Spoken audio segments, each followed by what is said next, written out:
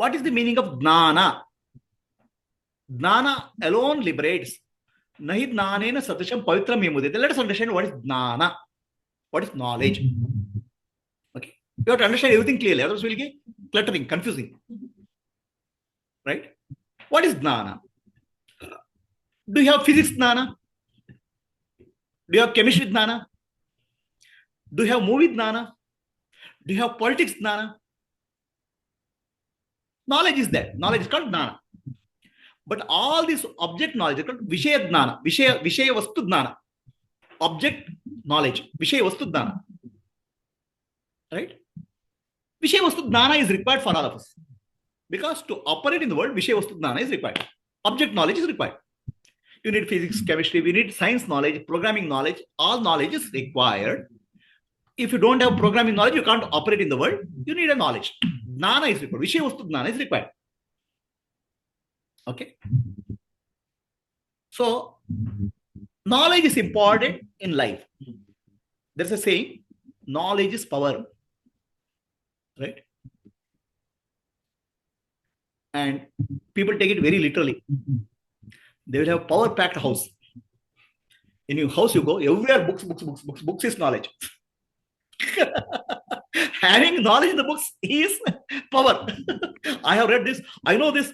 I have read this scripture. This is called accumulation of knowledge. You have become a database. Your database has more information. Good. Your database has more information. But Atma Jnana is different from Vishaya Jnana. Vishaya Vastu Jnana. Atma Jnana, Vishaya Vastu Jnana is more you accumulate, you'll be more powerful. Atma Jnana, more you drop, you'll be more powerful. More you have to drop. Atma Jnana, Vishaya Vastu Jnana, the more you accumulate, you'll feel, oh, I know. Atma Jnana, the less you know about Atma, you are more powerful. Whatever you know about Atma is false. So, whatever you know about Atma is false. That knowledge you have to remove and you have to remain as Atma. You don't have to know Atma. That's called Atma Jnana. You have to be Atma, not know about Atma. The moment you know about Atma, you are into object knowledge. Atma has become object. You can know about something if it's a Vishaya or object. You can know about something if it is an object. But knowing about subject is a problem because subject has become object. The moment you make subject as object, you have a problem because you are splitting yourself. When you split yourself into subject and object, you have a problem because you are split.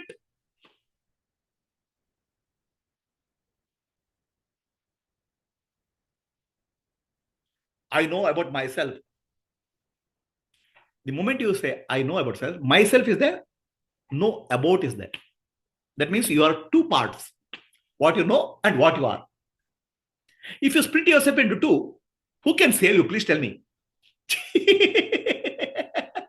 So, do not confuse Atma Jnana with the physics Jnana, chemistry Jnana. Physics Jnana, chemistry Jnana, more you have, all the better. Atma Jnana, less you have, more better. The less you have is called Aneti, Neti, Neti. What is not Atma, you understand. That's all. Remove everything what is not about Atma, remove it. Neti, Neti, Neti. That's called Atma Jnana. People think, I read so many scriptures, hundreds of scriptures. I remember every quote of scriptures, every sloka of scriptures, every word of scriptures. Good. You have a lot of Vishaya Jnana. What do you have Atma Jnana? Atma Jnana means comes from Neti, Neti, negation. Not this, not this, not this. Atma is not all this. What I know as this is always an object of knowledge. The moment of object of knowledge, Atma becomes an object. The moment Atma becomes object, you are split. And if you are split yourself, how can you be peaceful? You have to be yourself. That means all knowledge about self is Adnana. Then what do you gain by Atma Jnana? What do you understand by Atma Jnana? Vedanta teaching. Vedanta teaching is to remove ignorance about Atma. The false understanding about Atma. You have false knowledge about Atma. That's why you find real I. That's called realization. By real I, by removing false knowledge, dropping false knowledge. That's called Viveka. Dropping false knowledge is called Vairagya.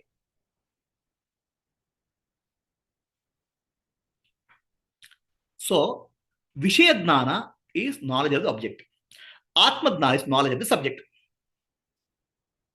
Do you have knowledge of a subject for you? Do you know about your subject? Subject is me. Do you have knowledge of me? Of course, everybody has. Hey, you look very nice here, very smart. What face powder do you use? The moment you say you're smart, I feel, oh, me is nice. The me, knowledge of me is called me. Everybody has Atmadana from the world. People tell you about you. Why do you look so depressed? What happened in house? Gone. So anything of world tells about you, okay, we think it's about me, about I.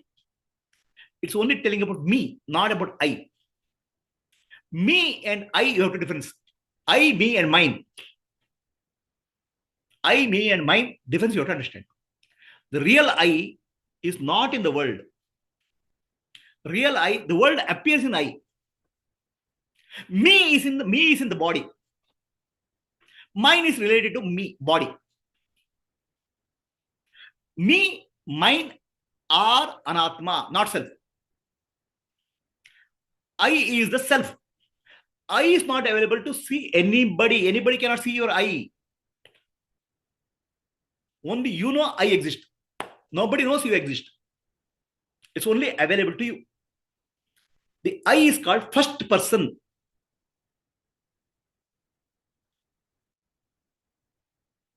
With this first person knowledge, we are confusing with second person knowledge. What world says about you, you are mixing up. Or third person knowledge. Somebody says about you, you mix up. I is your direct experience. Do you exist? Do you exist? What is the answer?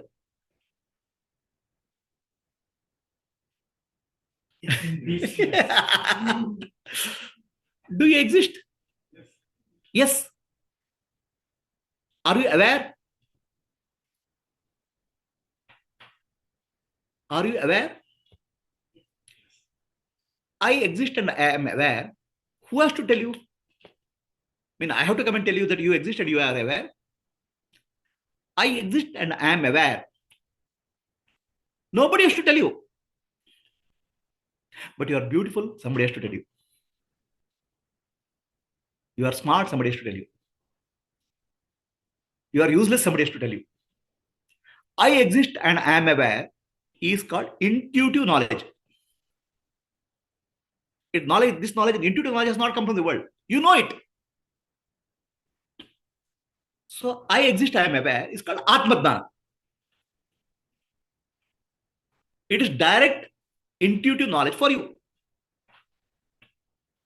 That's why you use the word I am whenever you talk. I am coming, I am going, I am eating. I am, you are mixing with the body, I am going. I am eating, you are mixing with the eating. So the pure I am is intuitive knowledge for you. Nobody has to tell you. All right? The direct intuitive knowledge of yourself is called aparoksha jnana. Aparoksha means is not indirect. Everything is indirect. Indirect or paroksha jnana. Aparoksha means direct intuitive knowledge is called aparoksha jnana. Yes, Radhika, you want to say something? Sorry, sir. Okay.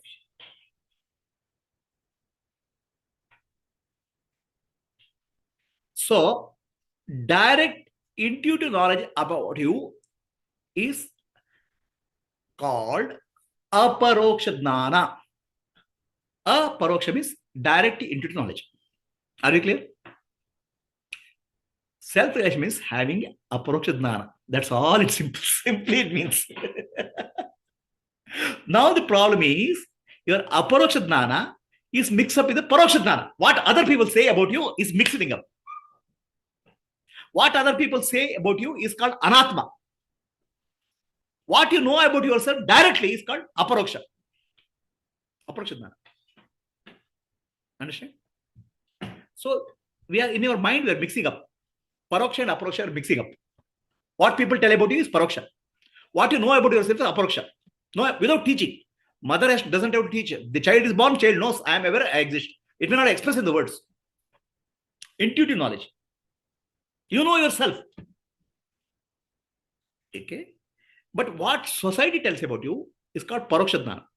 It is mixing up. You are mixing up paroksha and aparoksha in your mind. That mixing up is called manaeva karanam manushana bandha moksha. Mind alone cause of bondage and liberation. It's mixing up. Okay? And you say, body is aging. Okay, I am becoming old. I am a senior citizen. Okay, body has disease. I am diabetic. I have diabetic is different from I am diabetic. When you say I am diabetic, you are making Atma as diabetic. Okay, I have diabetes means at least body has diabetes. So you have to understand the difference between I have and I am. I have a body is different from I am body. I have mind is different from I am mind. I am suffering is different from there is suffering in my mind. There is suffering in mind. So you have to learn discrimination of I have and I am difference. Anything you mix up with I am, you are mixing up with anatma with atma. I am walking. I am can never walk. Body is walking. That's fine. But you can't use it in language. Language itself is corrupting. Language itself is actually destroying our mind. So language is superimposing anatma with anatma. Society is superimposing anatma with atma. So that clutter you have to remove. That's called atma jnana. And you have to stay with your pure aparoksha jnana, which is intuitive knowledge. So what is the difference between paroksha jnana and aparoksha jnana? Paroksha means indirect. Aparoksha means not indirect. It doesn't say it's direct. Paroksha jnana, everything is available to sense organs in the mind. You are beautiful. You look very young. How old are you? You look like 20s. Oh my God. A paroksha jnana is always related to object. Aparoksha jnana is about yourself. Aparoksha jnana, nobody has to tell you about you. You know it. When I'll come and prove you that you are not aware. Can you say that? Can I prove you that you are not aware? Your intuitive knowledge cannot be denied by anybody. And at least intuitive knowledge cannot be given to you also. You are aware. I can't give you in this thing. Awareness, you know, I exist. So what you know directly, intuitively is called aparoksha jnana. Staying in that intuitive knowledge is called atma jnana mukti. Not mixing up with the other knowledge. Is it as simple as that? You were very smart. You understood very quickly. See the smile on her face. So immediately Atma and Anatma got mixed up.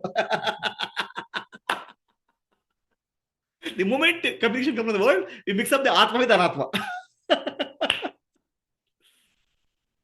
Right? Now, Atma Jnana is given by the word also. By putting Anatma on the Atma. Here comes the Vedanta. Vedanta teaches you about your real I, real Atma. Okay? This is a beautiful teaching of Vedanta. Vedanta teaches in a different way. Nobody can tell you about Atma because it's, you know, intuitively and directly. How Vedanta can teach you? Vedas also can't teach you. I mean, Vedas can't come and prove that you don't exist. Vedas can't come and prove that you are unaware. Right? Vedas can't do that. Vedas are trying to remove anatma from your atma. The concepts you are trying to remove. That also they have to do very carefully. If you do a little bit mistake, then also you'll capture that and make it yourself, make and mix up with atma. Okay.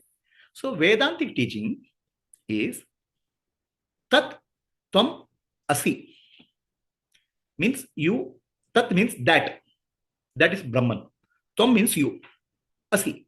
That Brahman, you. That Tat stands for Ishvara. And Tvam means Jiva. You are that. Now, out of Brahman and Jiva, Tat and Tvam, which is Atma? Which is Atma?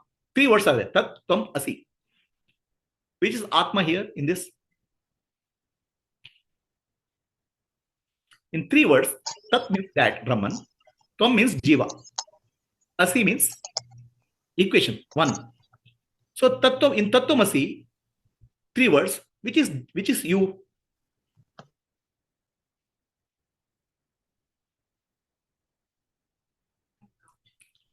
No. Tat means Ishvara, God. Tvam means you, Jiva. Asi means equation. Jiva and Ishvara equal, equation. Understand?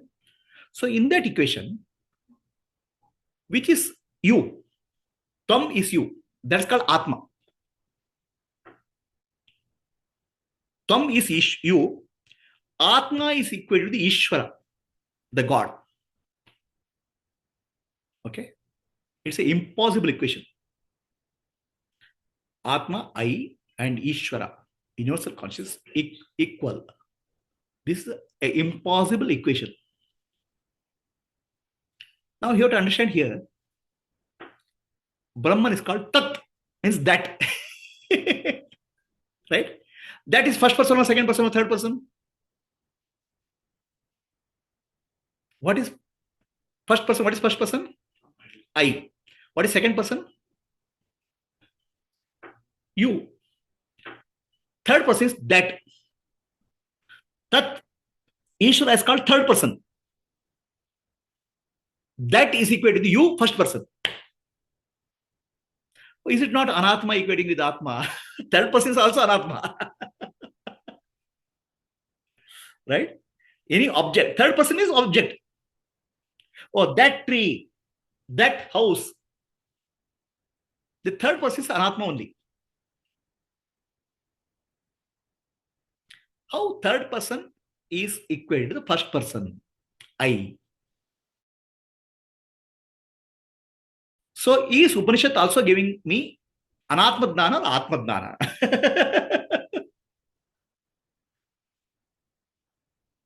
Are you getting what I'm saying? No. Is it clear? The question is clear. Upanishads are supposed to give Atma Dnana, removing all Anatma Dnana given by second person and third person, society. But Upanishad itself starts with Tat Twam Asi. Means you are equating Tat means an object, something other than you. Tvam means you. It's equating what is other than you with you.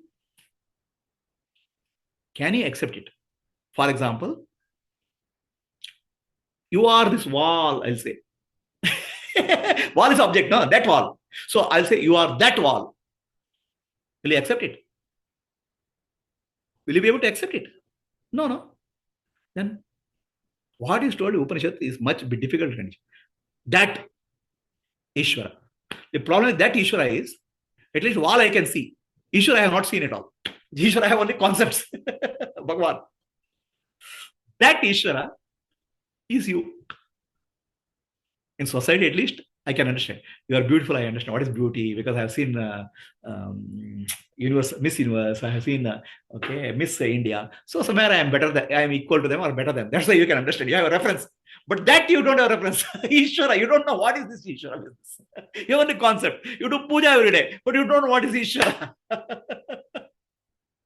And you are equating with you with Ishvara. Upanishad starts from the point Tat Twam Asi. Is it able to understand this? Are you able to understand this? So you cannot understand this without a clear teaching. That clear teaching is Atma Dnana, and that's to be given by a guru. That's where by reading Upanishad you will not get Atma Dnana. You will get information. That's also Anatma. Each word of that you have to understand what is that Tat Twam Asi. Then only we'll understand it very clearly. And once you understand clearly, our Adnana will go. So that's why study of Upanishads, study of Vedanta is a process of removing Adnana. And it's a simple and straight process of removing Adnana. There's no magic involved in that. Now some people say, grace of Guru is required, grace of God is required. What are you speaking? Grace of Guru is magic, grace of God is magic. Means whatever logic can't understand is called grace. The grace of Guru means the clarity of teaching. The crystal clear clarity gives you conviction is called grace of Guru. It's not magical. The teaching ability which gives you conviction that I am Brahman is called grace. But getting a Guru is a grace of Ishvara. But what karma you don't know. Getting a right Guru is a grace. But Guru's grace is teaching. Guru's grace is presence. Why his presence is important, Guru's grace? Because there are people who talk. There are people who walk.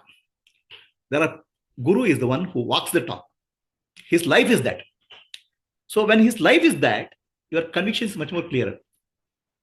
Otherwise, people just talk about Vedanta, Tat Twam Asi, you are Brahman, you are God. People also, everybody says, no? A salesman comes to your house, Madam, you are divine. He is talking only. He doesn't understand what is divine, but he is appreciating you, boosting your ego. Whereas Guru is talking truth. By his presence, by his communication, understand, he is talking truth. That gives a conviction. If Guru is just talking through lips, or Guru says, in this book it's written that Tat Twam Asi, then you will get a conviction. One of my friends was in Europe. They had a child, a small young child. Young child they had gone from India to Europe. They had a fever. They go to a doctor, a pediatrician. Doctor says, what is the disease symptom? And all, right, he writes it down. Then he goes and refers a big book, medical book, and writes a prescription. Okay, this is the prescription. Okay, these people just come out and tear the prescription and make a phone call to India. What is the medicine to be given? Because Indian doctor is not referring a book. He is telling from his experience. This guy is referring a book and telling what medicine he'll give.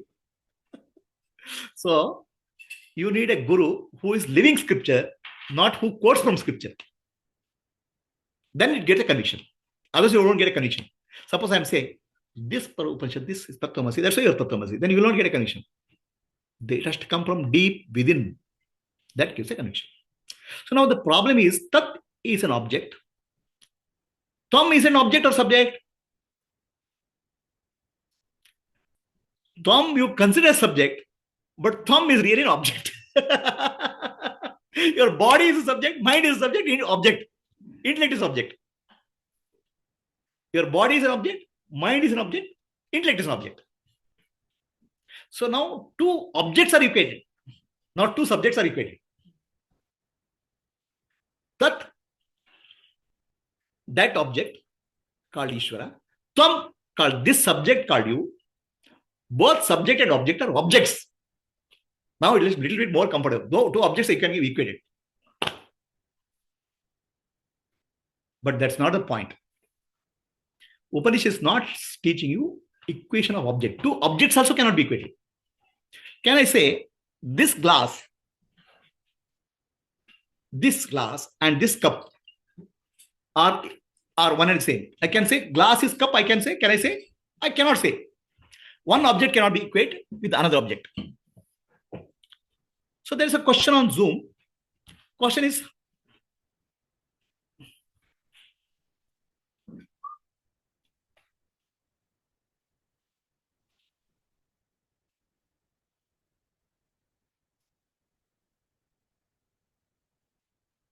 on Zoom. How Tat is an object?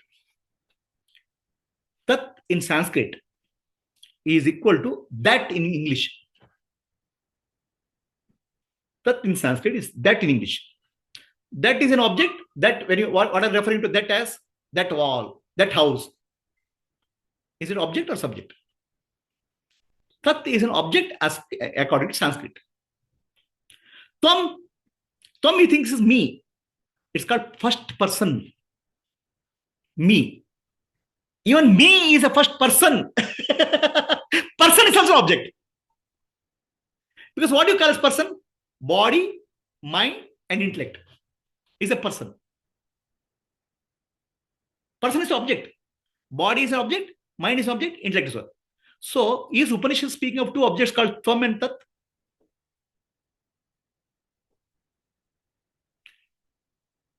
See, the what we call as in Zoom, the person is saying Tat is Brahman, is the only subject he is saying. That is true, that after listening to Vedanta class for many years, you understand Tat is Brahman. but but for a person to start with, Tat Twam Asi means what? That you are. Means like that is a wall. Can I be a wall? And Tvam is, I think, me. Me is subject. Please understand, in language Sanskrit, me is called first person. And please understand, person is not you. So Upanishad is talking about two objects, me and that. But Upanishad is telling you the truth.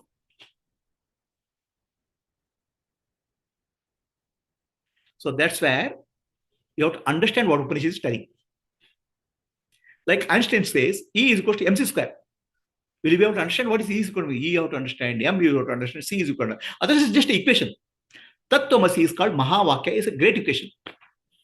Unless you crack it, unless you understand it, the equation will be meaningless. Okay. So, what it's saying is the real essence of Tvam and real essence of that is one. Essence is one, not the object is one. So that means, what is that? Universe is that for me. This universe is that. See that tree, that mountain, that sun, that moon, that east, this thing. Universe is that for me. Universe is vast. The essence of universe is called Brahman. Universe is infinite. So the essence of universe is called Brahman, infinity. Because Brahman means Brahat. The essence of universe is Brahman. And my essence is I am, which is consciousness and existence. Atma, it's called Atma. My essence and essence of universe is one. Atma is with one with Brahman. That's the meaning of it. At the superficial level, what you call me and the universe cannot be one. The body and the object cannot be one. But Upanishad is not telling about the surface level. Upanishad is telling essence. So it's saying, necklace and chain are one. Necklace and chain cannot be one. Tell a woman, necklace and a bangle is one. She will immediately shout back, how can bangle I put on neck? Necklace I can put in hand. Necklace and bangle cannot be one. But necklace and bangle is one reality called gold. So do not go by the form. Go to the essence. That's the meaning of that. That means universe. The essence of universe is called Ishvara, which is consciousness. The essence, Tvam means you, me. The essence of me is called consciousness and existence. Essence of universe is consciousness and existence. That is one reality that you understand. That's the meaning of Tat Twam Asi. Are we clear? When you mean Ishvara, you mean Atman? No. Or Brahman? Tvam means Atman. Tvam means you. Ishvara means Brahman. Ishvara means Brahman. So Brahman in Vedanta has two connotations. The same word Brahman is used in Vedanta at two places.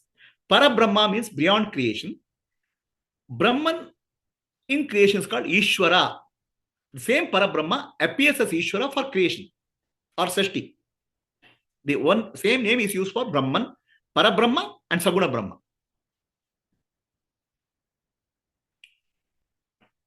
Thank you. Same thing. So Atma means yourself. Paramatma means Supreme Self. Why it's Supreme? Your Atma, his Atma, her Atma, that Atma of the tree, Atma of the sun, Atma of the moon, Atma of the ocean, Atma of the river is Paramatma, Supreme Self.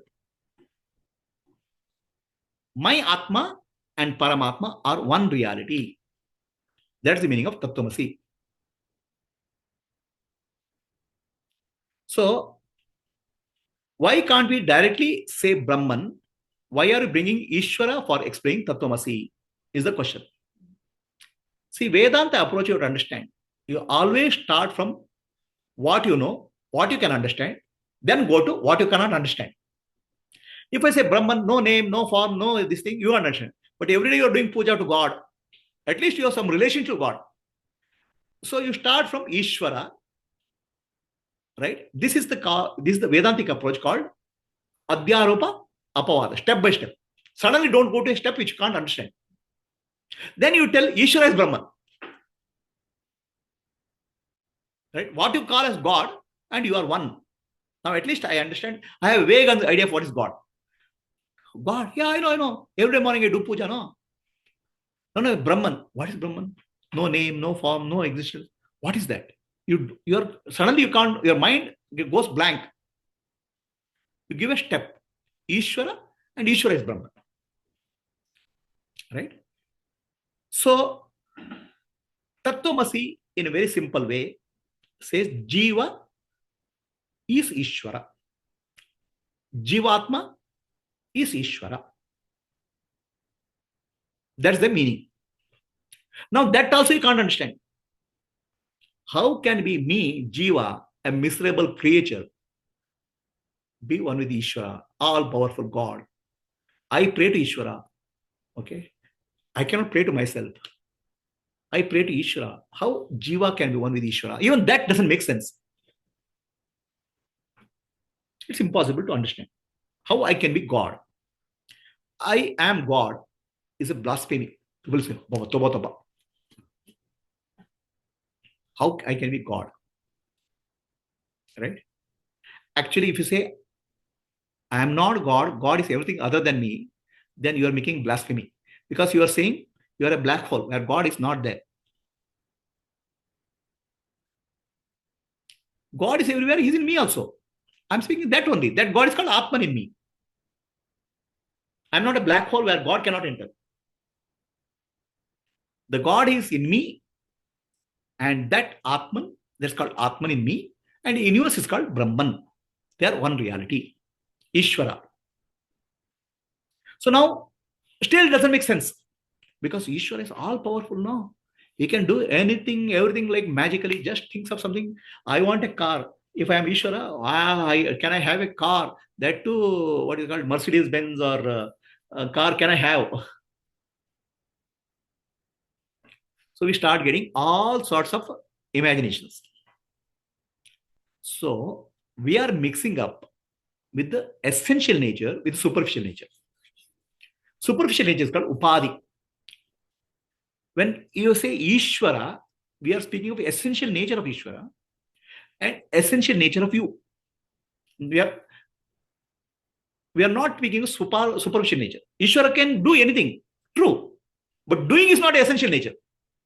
What Ishvara is essential nature. Superficial nature is called Upadhi, conditions. Okay. So let us say a weightlifter is there. He goes and lifts 100 kg weight. Whether it lifts 100 kg weight or not, he is a human being now. The being a human being does not get affected by weightlifting. Weightlifting is superficial. So Ishvara, whether he creates or destroys or does something or not, that's an action.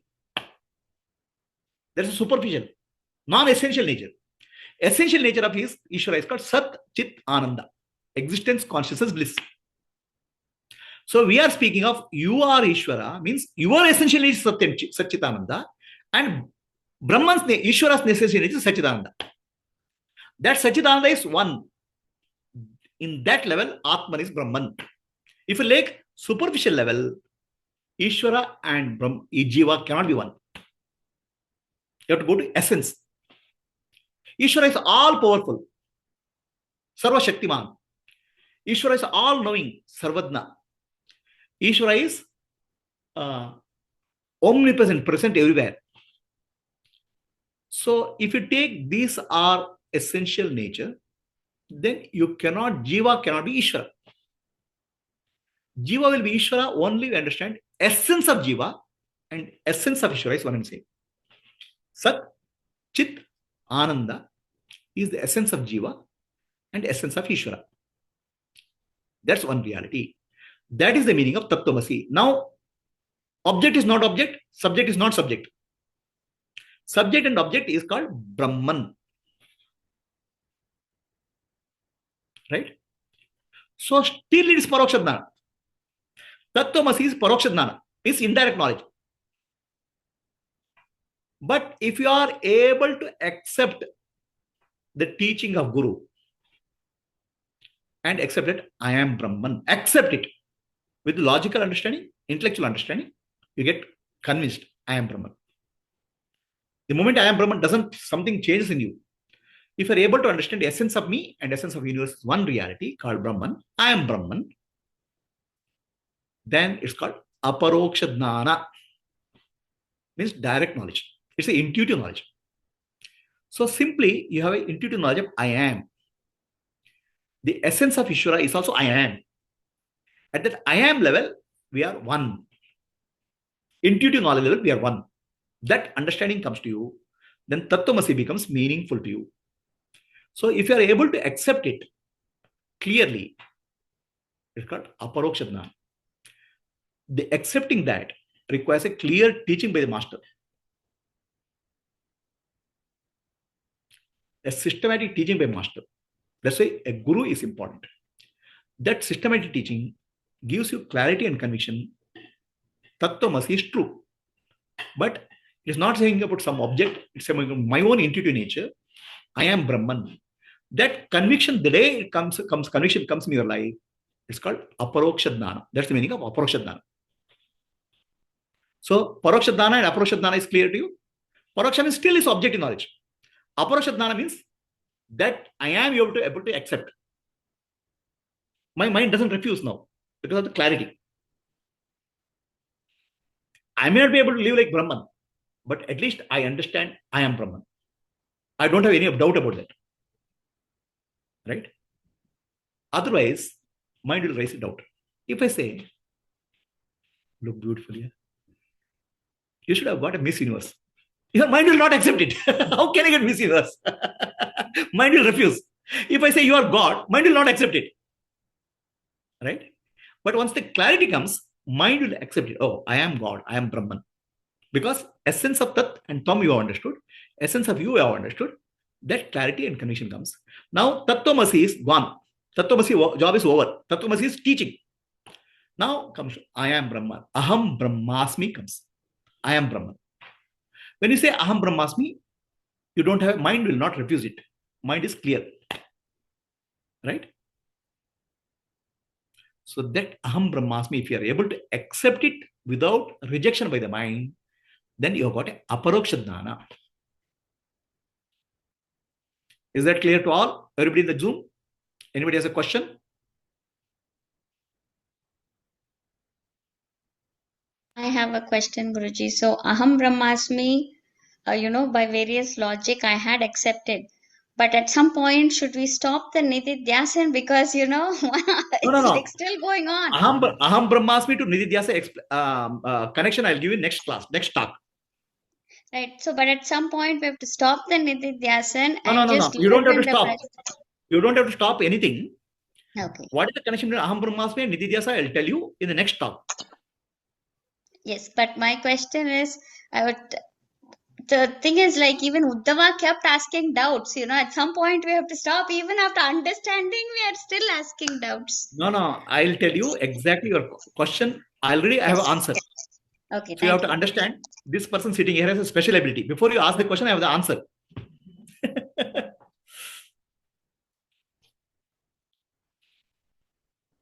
So the question is, Aparoksha Jnana is all about I exist and I am aware.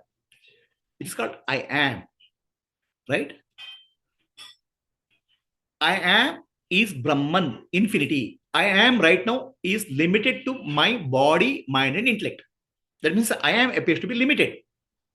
The body, mind, and intellect is upadhi for I am, conditioning for I am. Anatma becomes conditioning for I am. The question here is Aparoksha Jnana is all about I exist and I am aware. I am, is it Aparoksha Jnana? So right now your I am is conditioned by I am the body, I am the mind, I am the intellect. Anatma conditions I am. Now if you remove Anatma, I am body, I am mind, I am intellect. Just I am. Is it conditioned? Is it finite? It's infinite. So understanding unconditioned I am is Aparoksha Jnana. Only I am remains, it's still finite. Again, you're superimposing the body, mind, and intellect. So if only I am remains, it still is finite. That's because in your mind, you are not removed anatma concept of body, mind, and intellect of Atma. Are we clear? You have to remove all superimpositions. Then what I am remains is pure I, Brahman. So only I am remains. It is still finite. Who says so? The thought says so. Thought is mithya. Then I amness is not an object. So what happens is there's a feeling of I amness in the body. I amness is also an object. The feeling of I amness in the body. The feeling is called I amness. Okay, there's the feeling which appears in body. I am feeling is there. I am feeling is an object. But where is the I am feeling come from? The real I. That is not object. That is called Sakshi. That's called Atma. That's called Brahman. The I am feeling is pointing to real I in deep sleep. Deep sleep I only has the appearance I am. So that I is infinite. That's called Brahman. The feeling is not Brahman. Feeling is a pointer to Brahman. But feeling is the point where you start. Are we clear?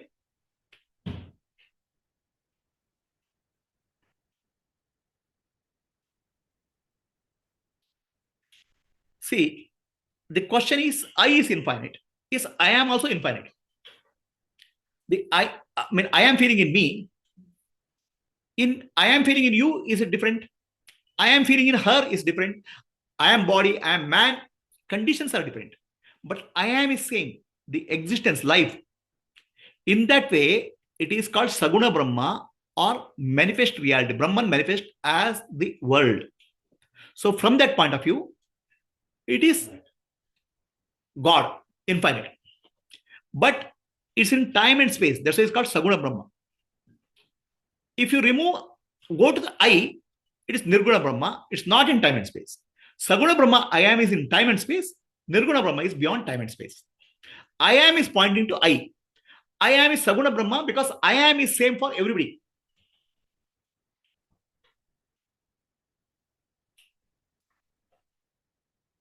So just a minute. Manifest reality is still finite as it appears in time and space. It is finite, but compared to your body mind, it's infinite. Start from where you are, hold on to something larger, then go to beyond. Suddenly, don't try to jump. So I am feeling you can experience it. Hold on to that. God, you know, all pervading. I am in me, I am in you, I am in her, I am in everybody is same. Understand what is same in everybody is called God.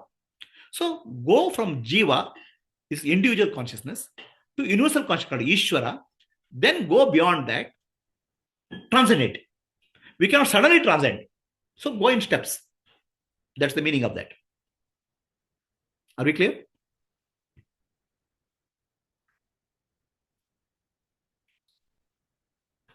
So the meaning of Aparoksha Jnana is clear.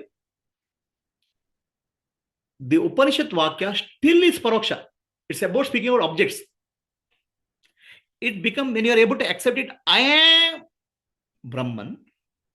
I and Brahman become very clear. Then you don't have any doubt that I and Brahman are different. If you are able to accept it conceptually, act clearly, with intellectually, with the discrimination, with clear understanding, then it's called approach jnana. Now, how many of you here, sitting here, can accept it unconditionally? In Zoom, how many people can accept it? What I say, Tat Twam Asi, I am Brahman. Please raise your hand so that I'll know.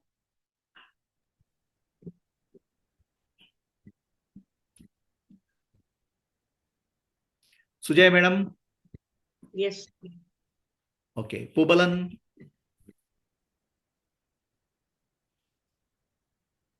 Lalita, Anupama, Neeraj, Suma Sharma?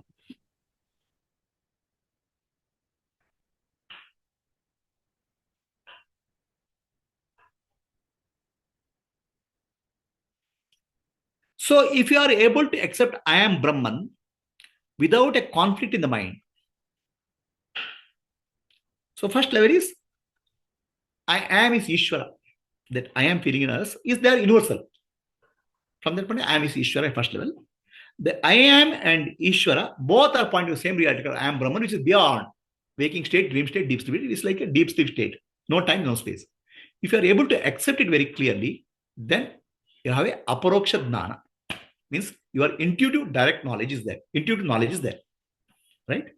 And it's a perception because it's not I am, the real I is not available to sense organs. Intuitive a perception is called realization.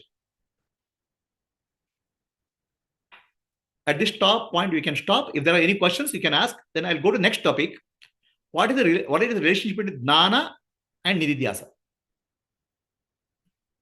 I have a question, Guruji. Yeah, question. Yeah, go ahead. So I'm very confused. Sometimes it's paravidya, aparavidya means apara means false, but aparoksha means direct, paraksha means indirect. So it's an aparushya is different, para. So it's a when they are adding, it should not consistent. It is not. So it's confusing. No. You have to understand. A paurusheya. A means negation there. Paurusheya means purusha, not coming from an embodied being. That's called apaurusheya. Are we clear? Para means supreme. Para means Maya or supreme. Apara means not supreme. From that point of view, apara vidya. Okay. So then, paroksha jnana means indirect knowledge. Somebody gives a knowledge, Tat Twam Asi is indirect.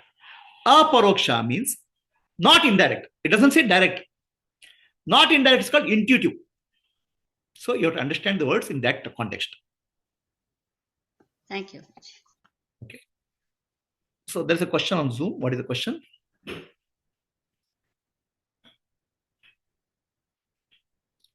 So the question of aparoksha jnana and brahmanishta, what is the difference? That difference I'll explain next talk. So we'll give a 10 minutes break. Okay.